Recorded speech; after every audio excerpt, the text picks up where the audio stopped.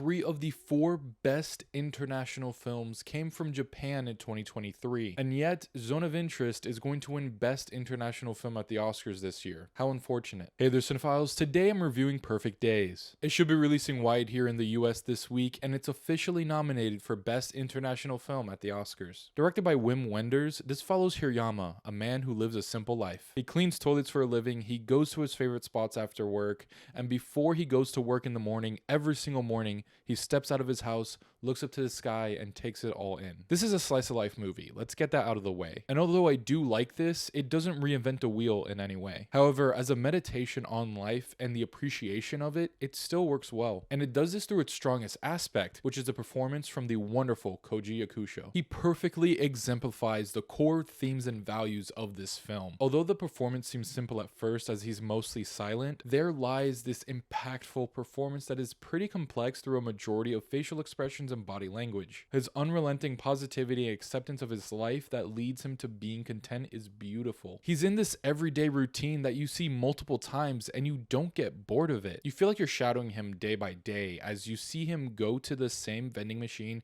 to get the same drink that's just outside of his house, to him having lunch in the same very spot, to him even reading every night before bed. There are many simple pleasures from the day to day and we tend to forget about them. And there's this perfect moment throughout the film. Whenever he goes on lunch, he always sits at the same bench looking at the same tree that he even considers a friend. He takes a photo of it with his film camera basically every single day in what seems to be the exact same position. And it may seem tedious to everyone else, but to him, it's just laying another brick in that layer of happiness from day-to-day life. There is just such a tenderness in this character that allows you to easily be on his side. That, and he's the perfect exemplification of the optimal everyday guy. He has good music taste, he likes going to the same spot after work to grab a drink, and in his own little world, he just excels. Now, there are some other aspects that end up impacting his bubble, but all that does is reinforce the film's ideas that it's telling you. One of the main ones being how the world is made up of so many smaller worlds, and we can tend to forget how we impact others, as well as how they impact our own. In the case of this film, Hirayama does tend to leave a very positive impact on other people's worlds,